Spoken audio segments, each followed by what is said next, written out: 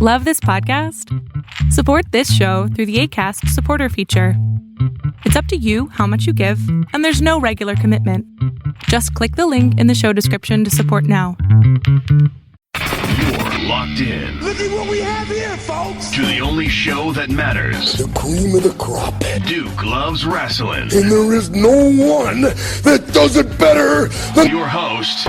I have come here to chew bubblegum and kick ass. The Duke. And I'm all out of bubblegum.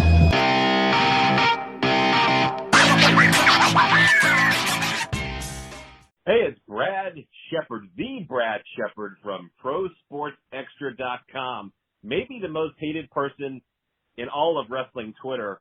I also have a podcast, the Oh You Didn't Know Wrestling Show, available on iHeartRadio and pretty much everywhere podcasts are available.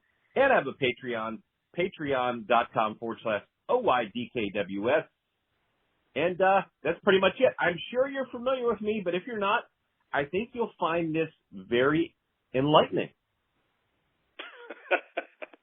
Listen, Brad Shepard, legitimately public enemy number one in the pro wrestling industry here.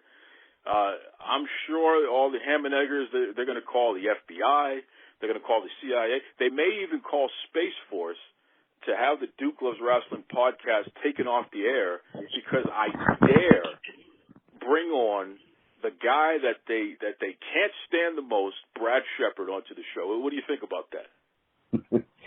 It's quite possible because I do get a lot of cancel Brad Shepard. There was a movement on Twitter for that where I think I was trending. And so, a lot of people try to get me fired from Pro Sports Extra as well. So those are type of things like, unfortunately that I'm used to. And I really don't care. So, it doesn't matter. If there's one thing that you have made clear is that you don't care. You're unbothered by this. And in fact, I would dare say you're amused by all of the crazy ire and things like that. In fact, you just put out an article that I read and got a kick out of where you talked about your top love letters, so to speak, things that people have sent to you where they think that their threats and their nasty tweets and messages to you are really gonna give you a zing there, and you don't seem to care too much, huh?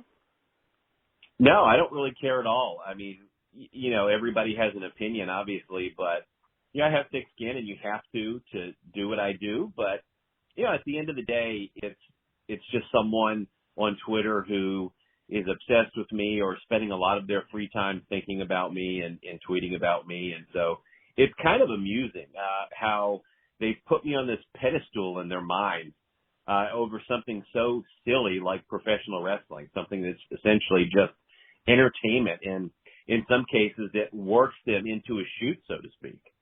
You're a military guy. So, you went through the training and what have you. I'm not going to ask you specifically where you were stationed or anything like that, but you made it through, right?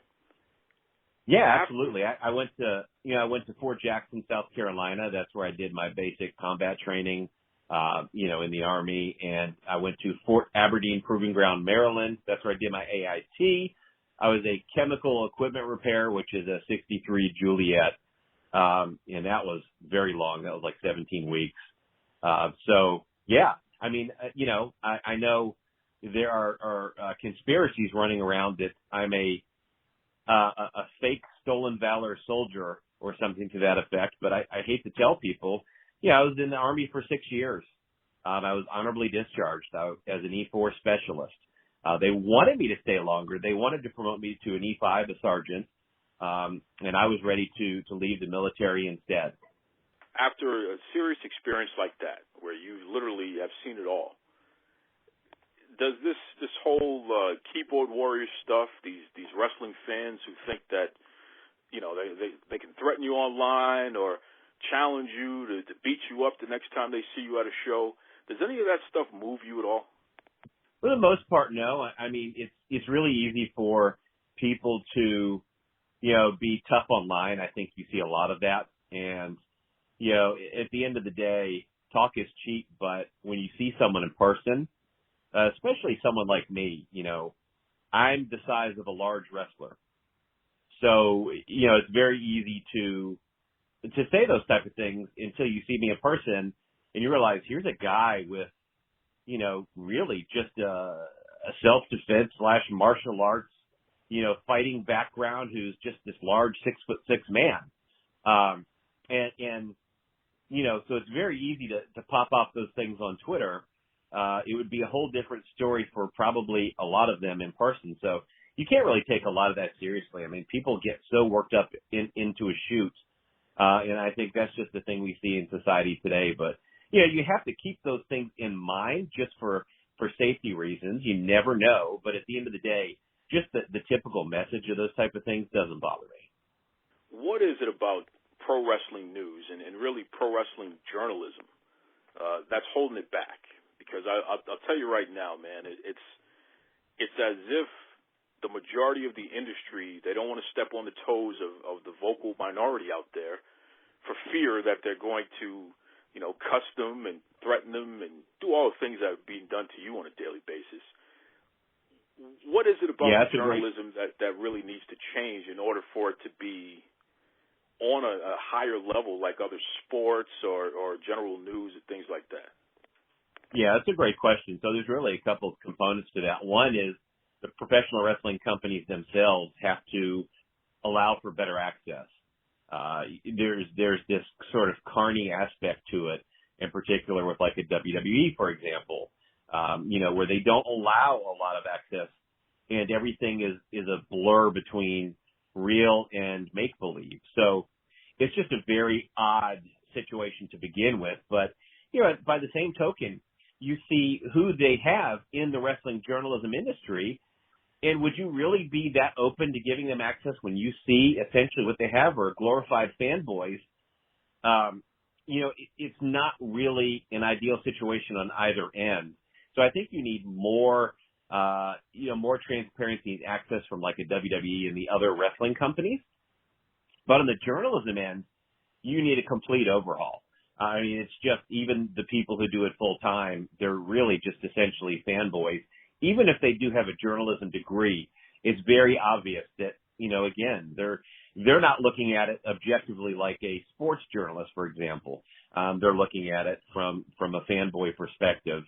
And, you know, it's just something that needs to completely be overhauled. There's a lot of agendas and a lot of echo chambers of thought and opinions where it's not considered politically correct to step outside of that, to be totally transparent and honest. Or, you know, if a story perhaps is too controversial, to stay away from it and be afraid to report on it.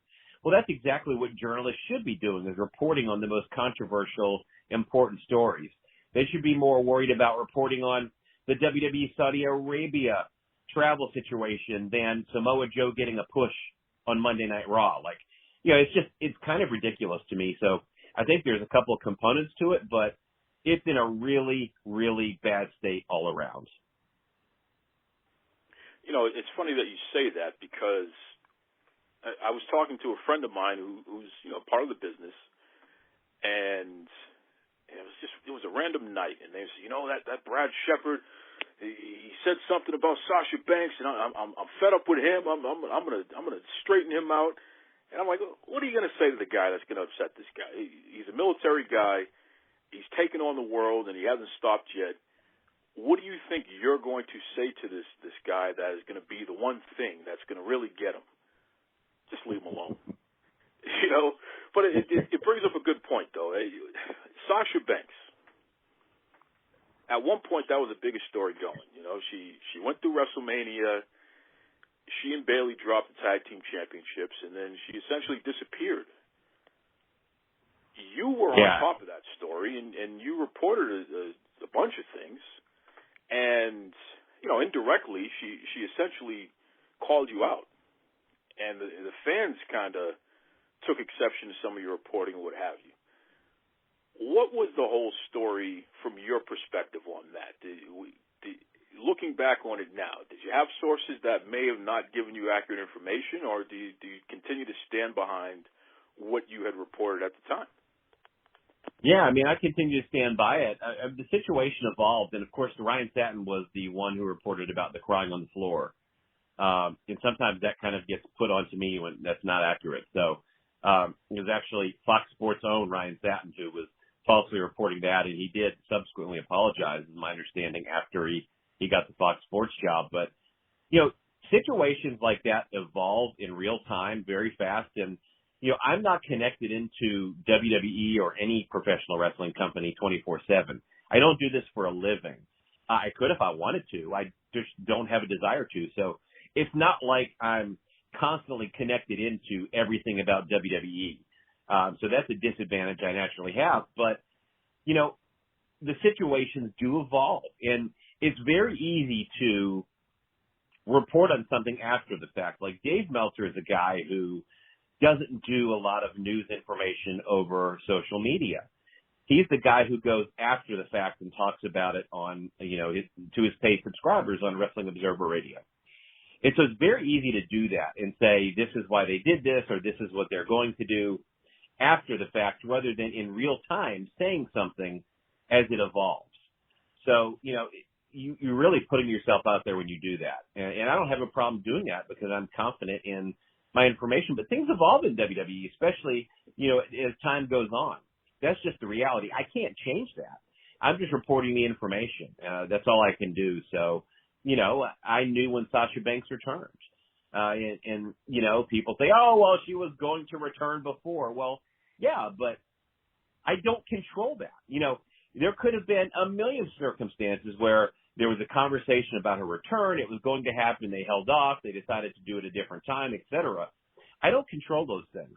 I'm just passing along the information. And I think when you look at my track record, I've gotten a lot of big stories right that literally no wrestling journalist has gotten. So, there's got to be some credibility there, whether you like me or not. And, at the end of the day, if I have evidence that something I said was wrong, let me know and I'll correct the record. But, until then, yeah, I stand by what I said. You brought them up, and you certainly have definitely caught the attention of the folks over at Fox. In fact, the SmackDown on WWE Twitter account, they've had a couple of exchanges with you. What's your take on that, man? I mean, it's pretty unusual for a network's Twitter account to zero in on a journalist who is not one of their journalists, by the way, and just talk nonsense to them. What do you think about that? I thought that was kind of comical. Of course, one of the references I made reference to, of course, in my article, the 2019 love story of wrestling Twitter and Brad Shepard, is where the Fox Sports, Fox on WWE accounts had mentioned a tweet I made, which was, my sleeper pick is Becky Lynch because when she's picked, it's going to put me to sleep. and so they responded saying, well, if a WWE insider, in quotes, says it in his bio and everything, says so, then it's over for the man. Now, I don't just say that, but by the way, maybe that person, they should do a little research because I appeared on Fox Sports Radio as a WWE insider before. Right, so if they did even the most basic research, they would understand that's a literal fact.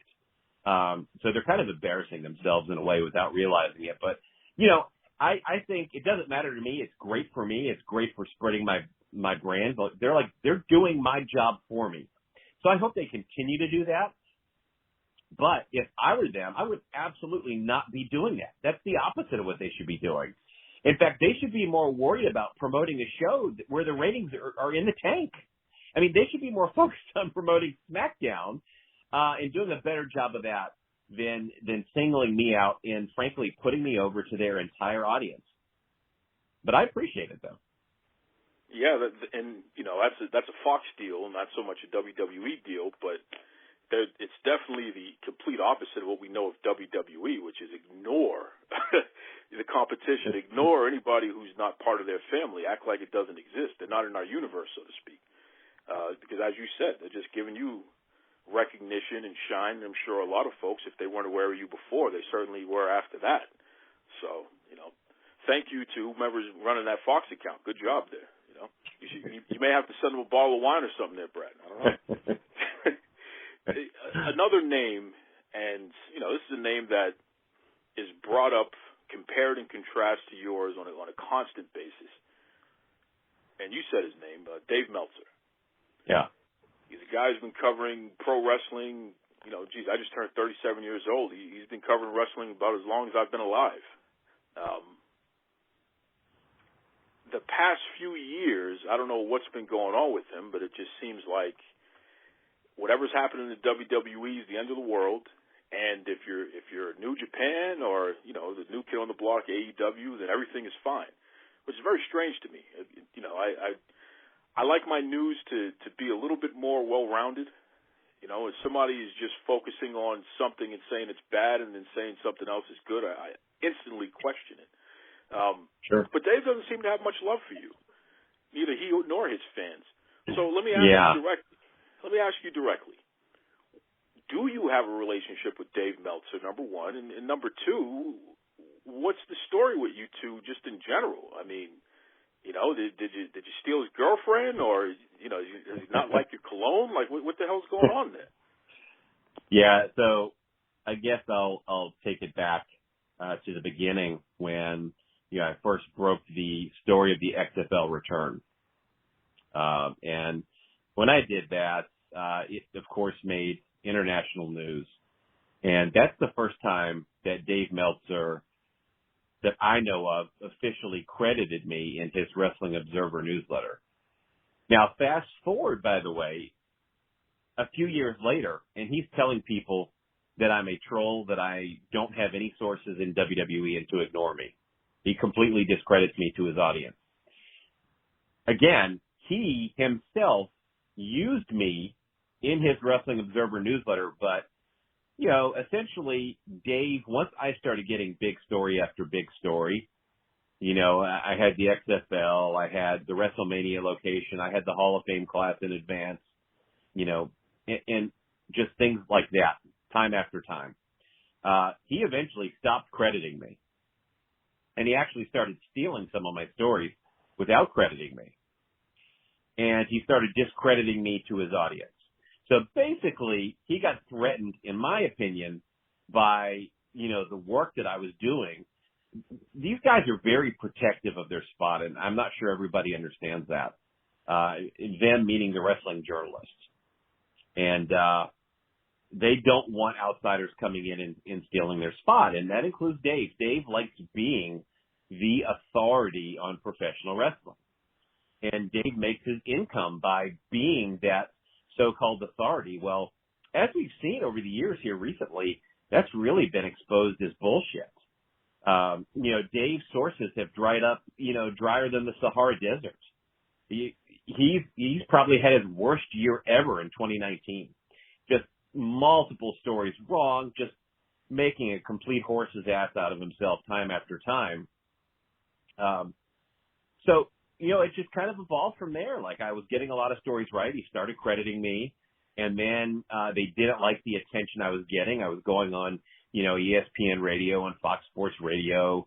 I was doing all these big things that those guys weren't doing, and that's when it became an issue. And that's when they turned the tide and tried to start discrediting me. And, I've been dealing with it ever since. They'll steal my stories and run them in the dirt sheets without mentioning my name. Or I've been told personally, I know your sources, your stories are good, but I can't run your stories because of the backlash from the audience that I have, because they don't like you.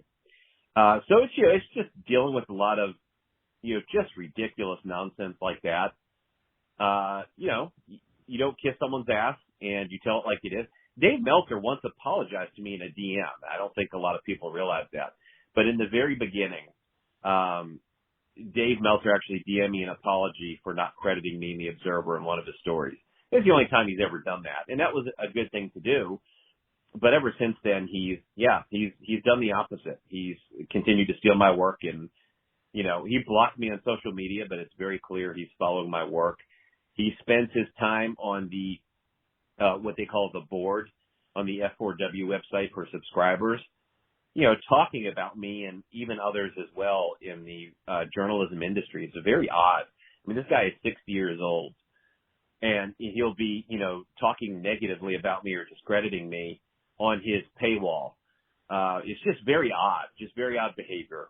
So, yeah, I'm not a fan of Dave Meltzer at all. I was very indifferent to him before, had no problem with him. But, I'm certainly at the point now where, I've known that he's completely dishonest and he occasionally makes shit up. And, I just think he's completely discredited himself in a lot of ways. So I'm not a fan at all. I'm sure he's not a fan of me at all. And so that's pretty much where we are. Do you think he's looking at his replacement at this point? I mean, you have so many different, I don't even know if I can call them wrestling news sites. That's how they identify themselves. But, it's more like satire sites, if anything, where they just repost anything Meltzer has to say. And it's funny that you bring up 2019 because what I started to notice is the tide shift where the name Brad Shepard was just all over the place. Yeah. So many people were sourcing you and reposting things that you said. I mean, entire articles and what have you, which, thank goodness they're crediting you, but obviously they realized that whatever information you were putting out is going to get them some clicks, so they were using you. Do you think somebody like Meltzer sees the tide shifting here and it's like, well, this guy he's the new guy, so to speak? Maybe that's the source of this frustration that he seems to be carrying with you? That could be some of the frustration. I mean, I think Dave is essentially an egomaniac or a narcissist. So, I think he's hell-bent on keeping a spot and doing whatever that takes, whether it's lying or trying to discredit me to anyone possible, and he certainly tries to do that, among others. But, yeah, he's got to be feeling personally, he's got to be seeing it because I'm seeing it, right? The talk, the attention is probably more on me than anyone else in media when it comes to professional wrestling this year. And so maybe that's frustrating for him. I know there's a full-time job. Like some people, it's their full-time job to go out of the way to talk negatively about me and try to discredit me on wrestling Twitter. So it's a very real thing. Like they're worried about their spot, and hey, I don't want their spot, so it's not anything for them to be worried about. But they don't like the idea that I'm breaking big stories that they're clueless about. Sure. You said that in a very nice manner. Not only do they not like the idea, they despise the idea, and I would even go so far as to say that they're using what I call burner accounts, these fake accounts that, maybe they have 2 or 3 followers. They were just created a week ago, and it seems like their sole mission is to say something negative about someone, in this case you, to try to discredit you and what have you. Yeah, for sure. It's clear that these are folks who have an axe to grind and trying to hide their identity. Yeah. Yeah, no, that's a great point. So that's a big thing. That's like something I deal with daily. There's one troll who'll create a new username, like almost every day, and it's like just to talk about me having no sources, not being a real journalist.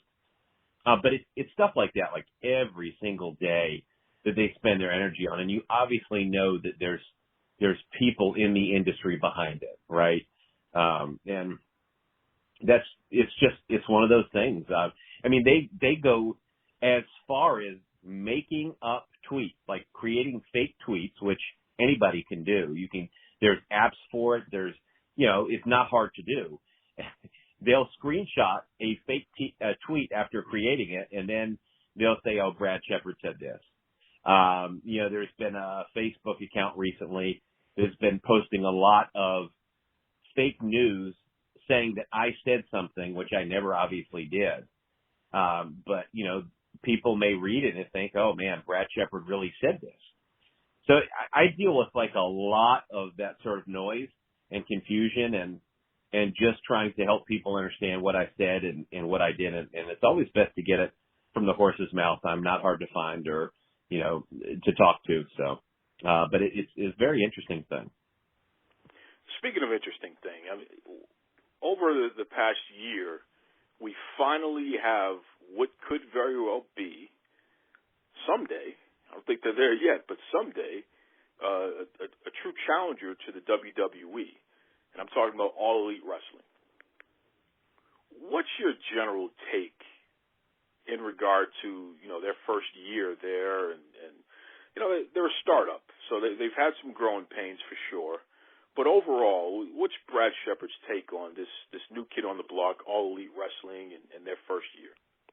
I mean, there are some things I do like, and there's definitely some things I don't. I mean, when you talk a business model, I really would question what they're doing, just because right now they have decided to essentially cater to the current audience they have, right? I mean, they've been pretty clear about that, they're not writing for the casual fan, the dormant fan. They're writing for their current audience. That's who they're focused on appeasing. And that's a really bad idea when you're trying to grow your show. You want advertisers, you want to increase your ratings. Obviously, you want to stay on network TV. They've got a great platform there. But you have to show the success of your ratings. And granted, it's a successful show for the network they're on, but, at the end of the day, you can't remain stale. You have to always move forward, and you're not going to do that when you've got the same audience. You already have that audience. How about getting a new audience? So I just think from a business model standpoint, that's a big mistake. And another thing would be how they're so opposite of reactionary. So they made it pretty clear, too, they weren't going to be reactionary, obviously, because they're on the same time as NXT.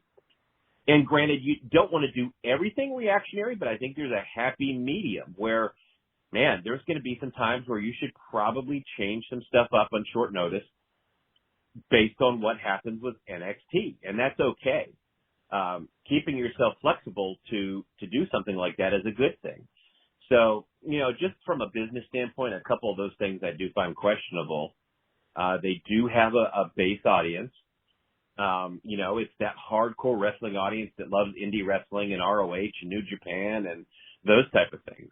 And so they have them already. But, creatively and looking at the roster, man, Chris Jericho is phenomenal. Yes, he looks like your next door neighbor's drunk uncle, but the guy is super entertaining and being able to do something unscripted. He's been a highlight of the show for me, for sure, maybe the highlight. And, Cody's been pretty good, although here recently the stuff they've been doing I haven't been a huge fan of. So, there are some people that are doing good things, but I look at that roster and it's a lot of nobodies. It's a lot of indie darlings. It's a lot of guys who don't look like professional wrestlers to me. And not everybody needs to be, 6'2", 6'4", 240 pounds, 260 pounds, whatever the case is. But you can't have most of your roster looking like they could wrestle on 185 Live. So, and I think that's part of the problem they have is a lot of their guys are just so small. You look at Marco Stunt, and not only is he wrestling, but he's actually like bigger guys are selling for his offense. And that guy is what, 5 foot tall or less and 20 pounds maybe? So I just don't get that kind of a thing. You look at Jungle Boy, who I want to like. I mean, I like his father in acting, so there's a connection there. I want to like him, but he's another guy who's super, super tiny. He's 160 pounds. Yeah, soaking wet. So they've got a lot of that type of stuff, and they had this very indie style. It's really the Young Buck style, which I am not a fan of at all. Again, they have some people that don't do that. You look at a Cody Rhodes match. I thought his match with Dustin was phenomenal.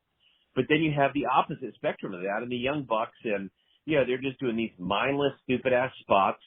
The match has no psychology. It's just spot after spot after spot with no selling and 20 super kicks. And, so that's not really for me. And I don't think that's for a casual or dormant audience either, right? It's that kind of hardcore fan base that loves that today, but it's really for not many other type of fans. So that's kind of it in a nutshell, I guess. It's a mixed bag for me. But if they don't change their business model, I don't think they're really going to grow their fan base. It's funny that you say that because I was hanging out with my mother and my sister, and it was on a Wednesday night, so I was flipping back and forth on the two shows, and you had the main event in NXT. Keith Lee, Ciampa, and Finn Balor. That was the main event, that triple threat match, right? Yeah. And then you have on AEW Dynamite, it was the Young Bucks and the Lucha Bros, I think it was. Whatever the hell that tables match was that they had. So just complete flippy mania, no psychology, just flips and dips all day long. No tags, obviously, because why would you tag in any kind of tag match? That doesn't make any sense these days, I guess. I don't know. But then you have a guy like Keith Lee, who's just this massive dude. Yeah. And then you have Balor, who has, he has a 50-pack with those abs of his. And then Ciampa with that crazy beard of his. She kept calling him Grandpa. She's like, wow, Grandpa has muscles. And my mother's not a wrestling fan. Right. She doesn't watch wrestling on a regular basis. She legitimately is somebody who would be flipping channels, and if she sees something that she's interested in, she might stick around for a little while. NXT was showing something that caught her eye. She wanted to see what Keith Lee was going to do with these smaller guys. AEW, she didn't understand it. She couldn't get it. Didn't make any sense to her. And that really made me take a step back and think about it. And it's like, and damn it. And these guys have the audacity to say that they're not trying to attract the casual fan. They're going to stick to their fan base. Well, yeah, you're doing that, but unfortunately it ain't working. So I think you're a little spot on there, Brad, with what you just said there, where you're on a network and the goal is to make money. You want to attract as many people as possible. This whole concept that you're going to stick to your base, which is, mostly neckbeards who may or may not have ever had a relationship with the opposite sex. I mean, how are you going to sustain your business if that's all you're trying to market to? It's a great point. I mean, and that's what I try to do, when I talk about wrestling on my Twitter, at the Brad Shepard, cheap plug. I try to give the perspective of not just the hardcore wrestling fan in the wrestling bubble, because we see so much of that on social media. But I try to give a different perspective so that fans are seeing outside of the echo chamber opinions. I try to give them that other aspect, that, guy on the recliner flipping the channels who comes across it, or, maybe a dormant fan who hasn't watched in 20 years. I try to give that other perspective as well, so they, it's like, sure, are there some things in New Japan Pro Wrestling that I like? Yes. Is that something that's going to attract most casual or dormant pro wrestling fans in the United States? Oh, absolutely not. It's a very specific niche audience. So I just try to be honest about that, and I try to give that other perspective that really they're not getting from anybody else in media. They're getting a complete fanboy in the bubble perspective, and it's so important that they have another perspective. If anyone listening right now, they want to check out some of your stuff, they want to listen to your podcast, I know you got a big episode coming up this week. Throw it all out there. What's the best way folks can get more Brad Shepard in their life? Yeah, probably the best way is follow me on Twitter at the Brad Shepard. It's SHEPARD.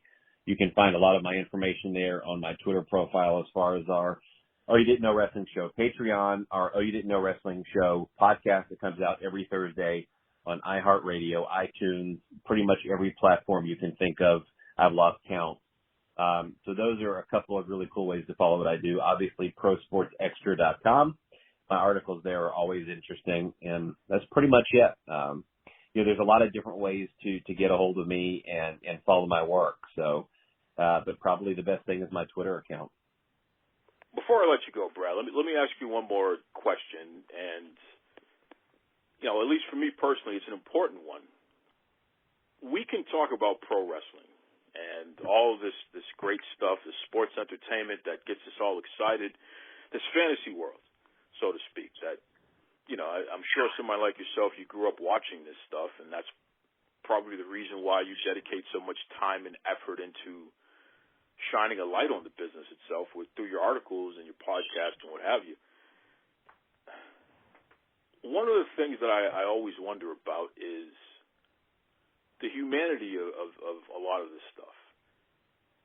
you have people who are threatening your life, who are cussing you out, who have dedicated significant portions of their own personal time to try to affect you as negatively as possible. Does your family know that you get that kind of heat? You know, it may bother my wife. Contrary to popular belief, I'm not a 40-year-old virgin. I actually have a family. But yet, I think that the funny story is, so obviously my wife is aware of my work in general, but she's not a wrestling fan. She doesn't keep up with this kind of a thing. But, you know, I think she made the mistake once of Googling my name, and she came across something on Reddit. And that may have been the last time that she Googled my name. So yeah, I mean, you know, she's aware, obviously, to a degree, you know, and I don't blame her for not wanting to go too deep into the rabbit hole, but, you know, it doesn't bother me. Again, you have to have thick skin to do what I do, and, you know, sticks and stones, whatever. So, but yeah, people are aware. You know, I sometimes share it with my brother and get a good laugh out of it. So, you know, again, I find it humorous. For the most part, I really do.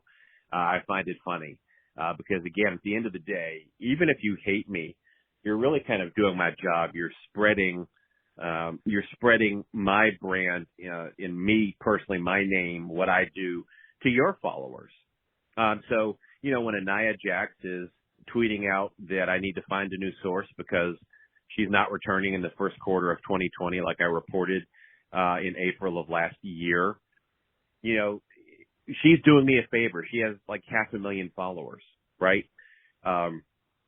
So I wish she would do that more. And at the end of the day, she's going to be proven wrong. But, you know, and we'll deal with that. But she is doing me a favor. So every time, you know, people like that, you know, if they have 500 followers or they have 500,000 followers, they're doing me a favor in a lot of ways. So I don't mind. It's kind of that, you know, any publicity is good publicity mindset. And maybe there's a certain point where that's not true. Like if you're, you know, someone in Hollywood, for example, that's not always the case. But for me, where I'm at, it's always the case. I love that. That's what I want because they're doing my job for me. So it never bothers me. And a lot of times I find it funny. You know, I'm not a guy who takes myself very seriously. And a lot of times, like, obviously I realize, like, wrestling is not very serious. So it's just not a big deal. And people get so triggered by the stupidest little things that are so irrelevant in life. And maybe that comes from the fact that they're just not very happy in their lives. I don't know. But, you know, when you have a happy, fulfilling life, something like this, an opinion on who's getting a push or, you know, what I like, you know, not being a big women's wrestling fan, you know, that really is not something that should bother anybody at all. But it does, as we clearly see. So, you know, that's something I've had to adjust to as well, you know, really having this platform and seeing how literally anything I tweet becomes a topic of conversation. And even people who have me blocked or don't like me, I'll see, like, they have my tweet screenshotted and they're clearly talking about it. So I make a discussion. I'm a topic of discussion just by tweeting something, you know, so there's a lot of impact to that. And again, I find it really silly, but it's something I've come to really understand. And so I try to be, I guess, more understanding of that when I tweet something. You know, be a thought leader. Tweet out something that's going to get people talking. Those type of things. And also try not to take myself too seriously. But yeah, I do find a lot of it humorous. It doesn't bother me. You know, at the end of the day, it's just wrestling. Who really cares? That will probably go down as the most controversial interview that has ever happened on the Duke Loves Rasslin podcast. I told you last week, folks, in the year 2020, I'm going to be like Biggie Smalls. Kick in the door, okay?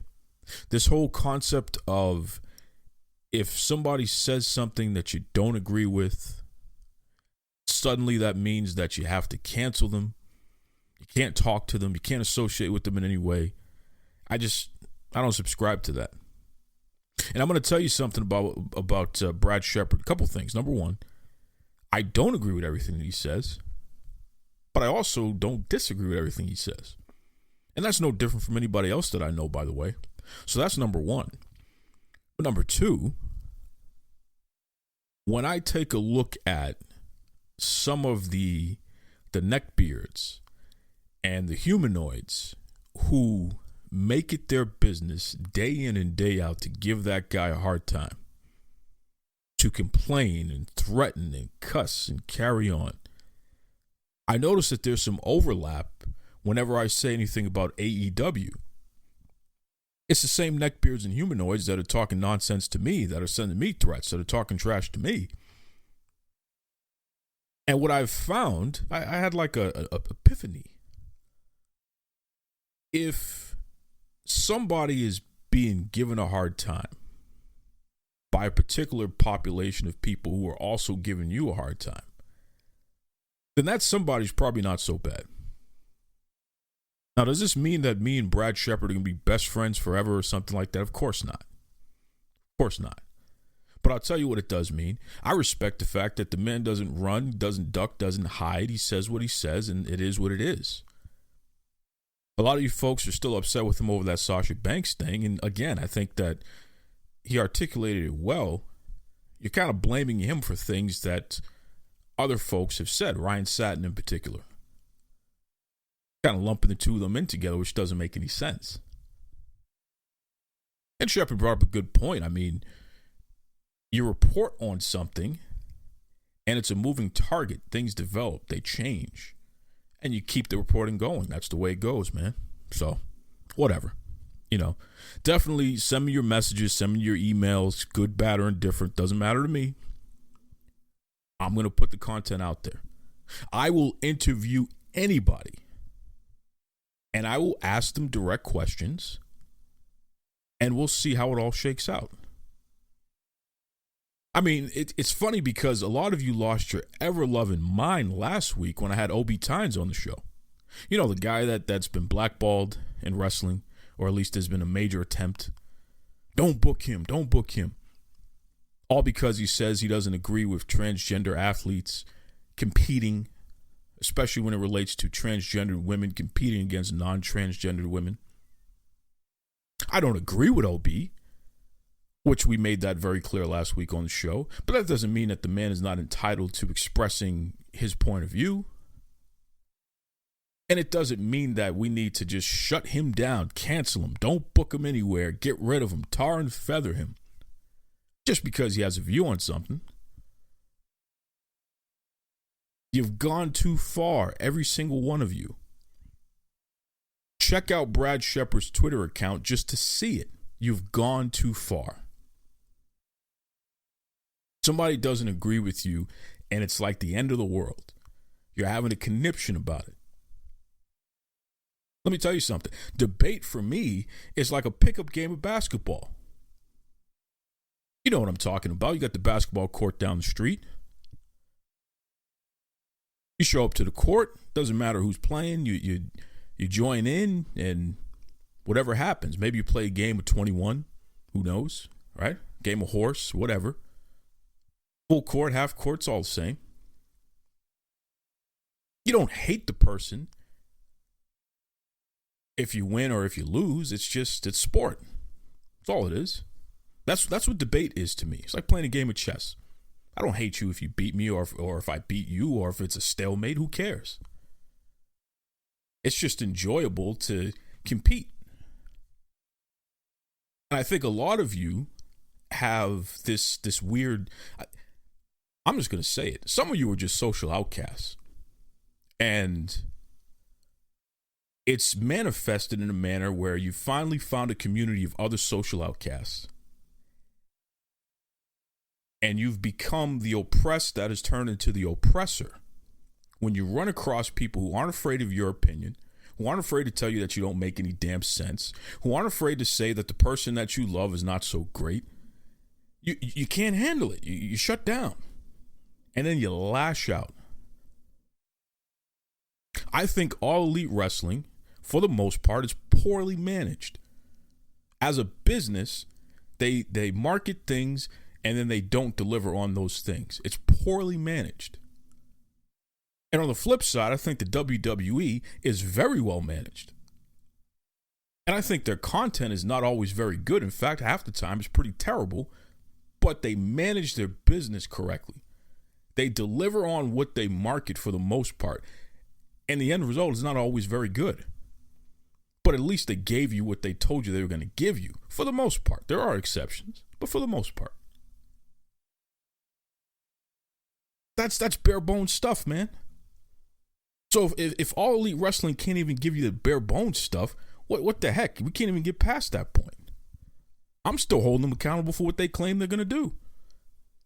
But I'm a bad guy for saying that stuff, right? Get out of here. Bunch of social outcasts who can't handle somebody having a different opinion than you have. It's tremendous to see.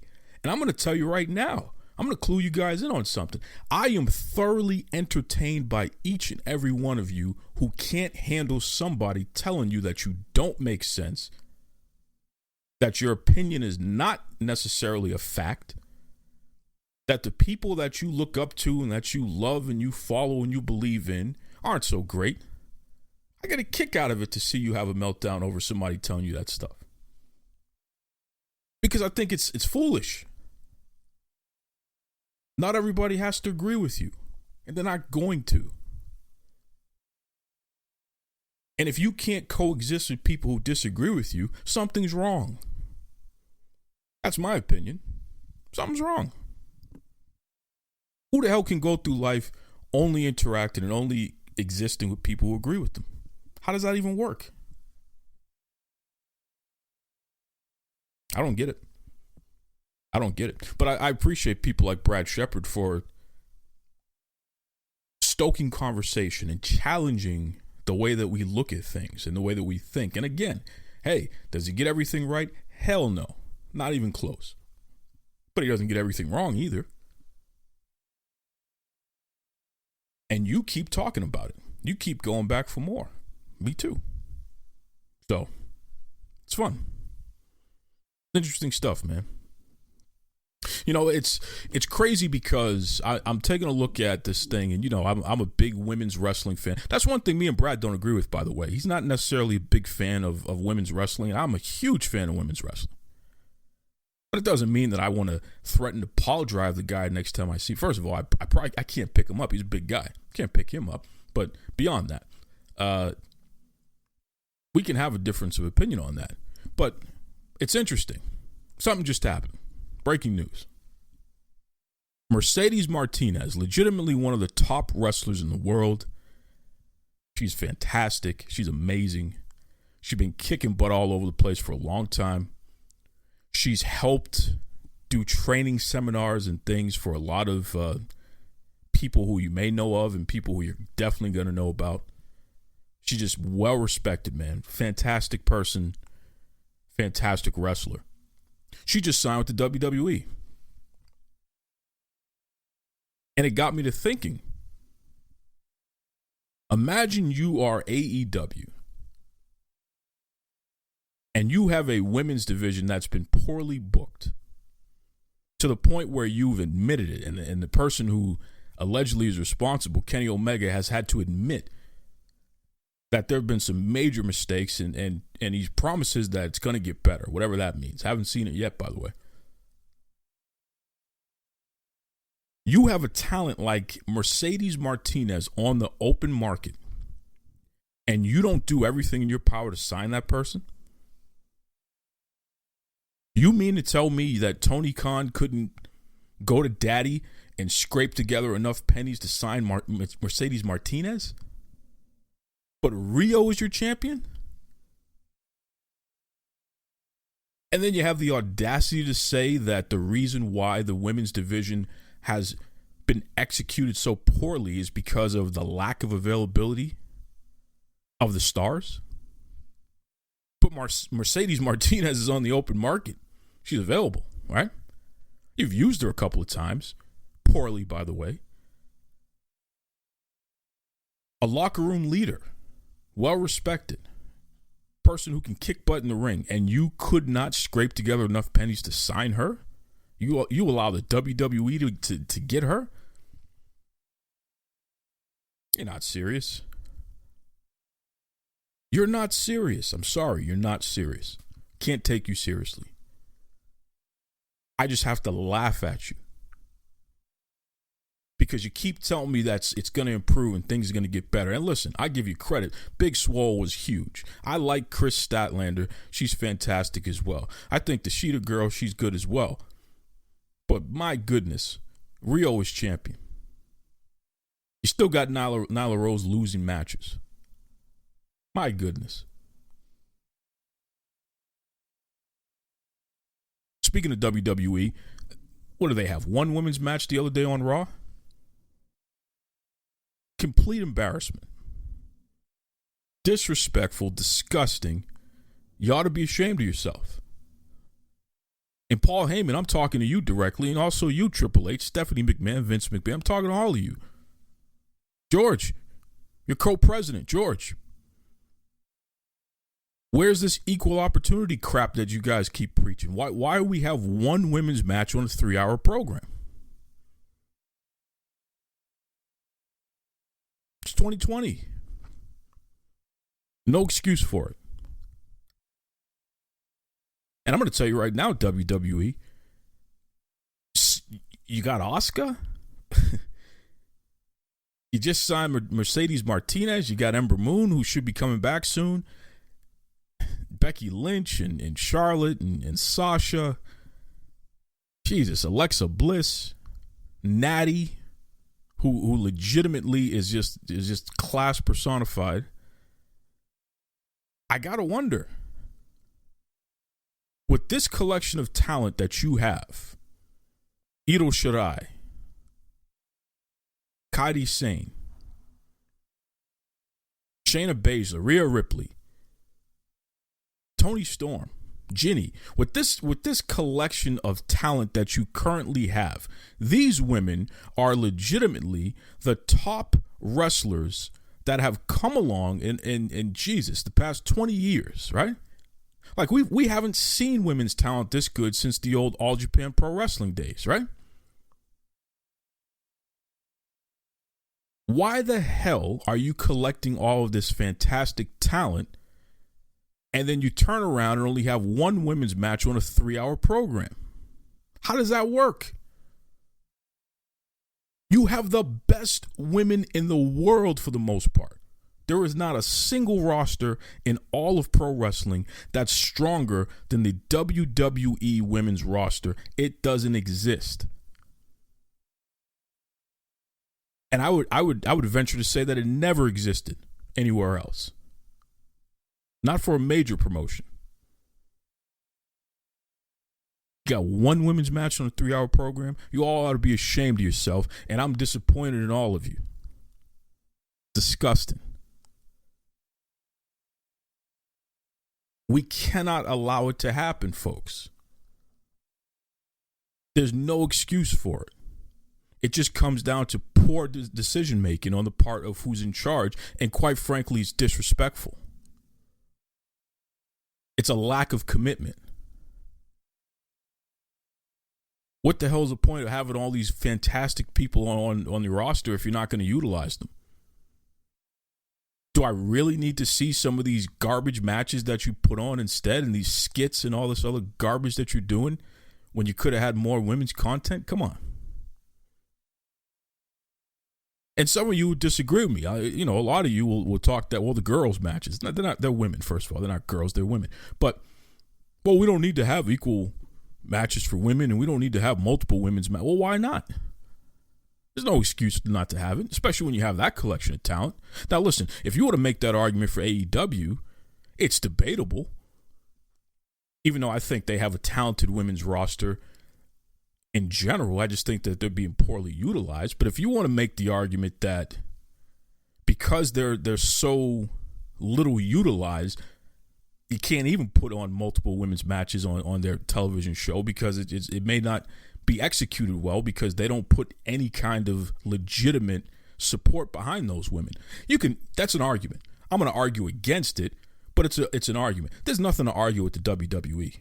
These are the best, most talented, ready to go women's roster that you've ever seen. and you got a 3-hour program and you're not utilizing them. Get the hell out of here. Get the hell out of here. It doesn't make any sense. And I'm going to tell you right now, and I'm talking to you directly, Stephanie McMahon, you in particular ought to be ashamed of yourself.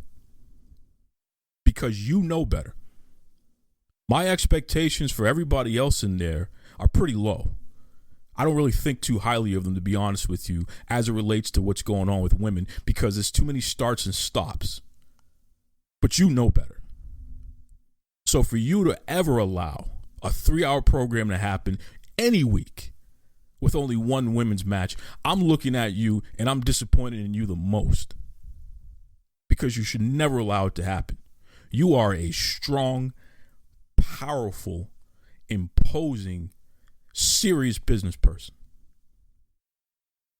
You cannot allow the boys club, the good old boys club, to continue to do what they're doing. Use your voice. And don't accept this kind of garbage going forward, because you're going to be held accountable. It's on you. And some of you are going to say, well, how can you put it all on Stephanie? Well, why can't I put it all on Stephanie? You mean to tell me if Stephanie McMahon says this ain't happening anymore, we're going the other way? Who the hell's going to stop her? You think Vince is going to say, no, Stephanie, we're going to do it my way, only one women's match? No, it doesn't work like that. Stop it. It doesn't work like that. It doesn't work like that. But this is what happens when the good old boys network, they assemble in a manner, and they only put a couple of women here and there, and then they drown them out. Because I don't believe that Stephanie McMahon thinks it's acceptable to only have one women's match on a 3-hour program. And don't tell me, well, we got other plans and we're going to make good on NXT and we're going to make good on SmackDown. Those are separate programs. Don't give me that crap. Don't give me that crap. You got 3 hours of TV and you can only fit one women's match, but yet you give us another Rusev and Lana and Bobby Lashley wedding segment, which I like, by the way. I enjoy that stuff. But golly, did we really need it again? You could have skipped a week on that.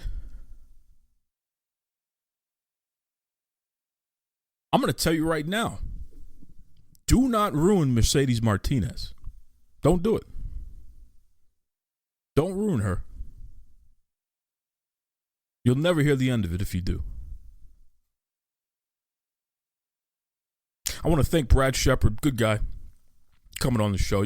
Listen, Brad, you're going to get me shut down. Like I said, they're going to call FBI, CIA, Space Force. They're going to have me shut down for having you on the show. Because how dare I have somebody on the show who has thoughts and reports on things in a manner that the humanoids just can't seem to function with. Gives them the shakes. Makes their Twitter fingers tingle. Whatever. But we're not going to stop, folks. You know, hey, listen, join me next week. It's going to be more of this. We're going to keep this going. Kick in the door 2020. That's what we're doing here. The Biggie Smalls, baby. That's what it's all about, right? All these folks that you can't handle hearing from, gives you the shakes, makes you shut down because your humanoid social outcast self, for some reason, in your fantasy world, in your mind, has convinced yourself that you can't hear from anyone who is in an echo chamber. Well, guess what? This is the anti-echo chamber here, folks. If you disagree with me on anything, I want you on the show.